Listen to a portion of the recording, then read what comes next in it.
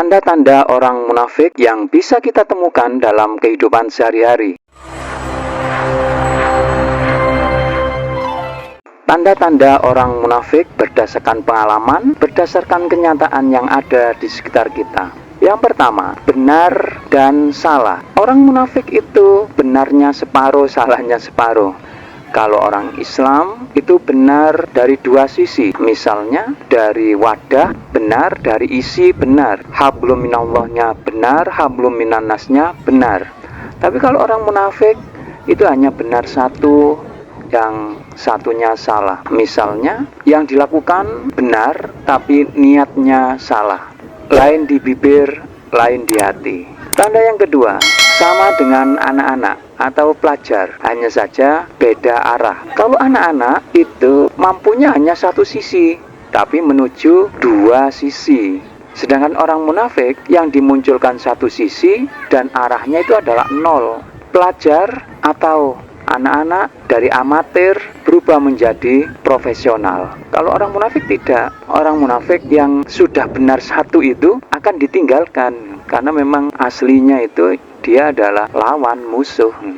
Yang ketiga, orang munafik itu cenderung diam, tertutup, membisu, karena ada sesuatu yang disimpan di hatinya. Seharusnya dia berbicara, tapi tidak diutarakan, tidak dikomunikasikan, tidak dinyatakan. Kemudian yang keempat, bicaranya bohong, tidak berkata apa adanya, yang dikatakan tidak sesuai dengan kenyataan. Misalnya sudah dibilang belum, punya dibilang tidak punya, tahu dibilang tidak tahu, dan seterusnya. Kemudian yang kelima, ingkar janji. Kalau sudah berjanji, orang munafik itu cenderung mengingkari. Ya, itu nanti akan saya ganti besok, misalnya begitu ya. Kenyataannya apa? Bukan besok, tapi besok-besok. Ya, ternyata tidak. Gangge, nggak kepangge. Kemudian yang keenam, mudah berjanji, gampang sudah, itu kata orang munafik. Misalnya, kenyataannya tidak ditepati, karena memang sejak awal dia tidak ingin menepati janjinya itu. Jadi kata-kata gampang sudah itu hanya di bibir saja, di hatinya berbeda.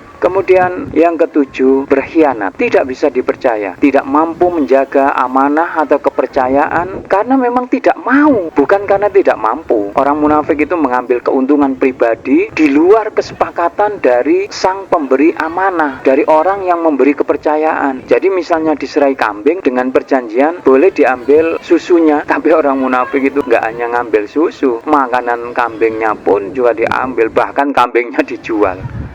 Naudzubillah min dzalik. Kemudian yang kedelapan, curang.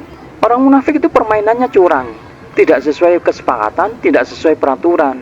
Misalnya dalam sepak bola, ketika bola ada di lawan, kan kita boleh merebut bola, tapi yang nggak boleh adalah menendang kaki lawan. Tapi orang munafik menendang kaki lawan, alasannya merebut bola. Permainannya curang. Dia tahu handsball misalnya, tapi tidak diakuinya. Kemudian yang kesembilan, nakalan atau standar ganda. Jadi apa yang berlaku pada orang lain, yang itu tentu memberatkan orang lain tersebut, tidak berlaku bagi dirinya. Atau kalau sesuatu itu menguntungkan, hanya berlaku untuk dirinya, tapi tidak berlaku untuk orang lain. Standar ganda, nakalan. Kemudian yang ke-10, bersyarat, tapi tidak diomongkan. Kata-katanya itu seolah-olah sudah selesai, padahal ada syaratnya. Misalnya, ya kamu nanti saya bantu. Ketika sudah ditunggu-tunggu, tapi bantuan itu tidak kunjung tiba. Kenyataannya tidak dibantu. Begitu ditanyakan, apa jawab orang munafik tadi? Saya sibuk. Karena memang sejak awal dia mensyaratkan. Apa syaratnya?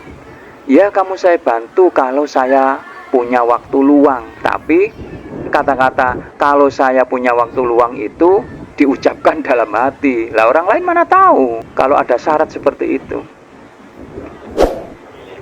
Kemudian yang ke-11, bersayap. Kata-kata yang diucapkan itu bersayap, yang mana sayap itu tidak diketahui atau tidak disangka oleh lawan bicaranya, sehingga membingungkan. Misalnya begini, kamu nanti pakai baju saja ya, nggak usah pakai kaos. Begitu pakai baju, orang tersebut dimarahi oleh orang munafik itu. Mengapa? Karena bajunya nggak sesuai. Kok bisa begitu? Orang munafik itu kata-katanya bersayap. Misalnya, pakai baju putih. Nah, warna putih ini nggak diucapkan gitu. Atau misalnya kalau karyawan itu ada seragam yang ganti hari, ganti seragam. Itu nggak diomongkan. Nanti pakai seragam yang hari apa gitu. Demikian 11 ciri orang-orang munafik yang bisa kita temukan dalam kehidupan sehari-hari. Untuk ciri-ciri berikutnya bisa dilihat di bagian kedua.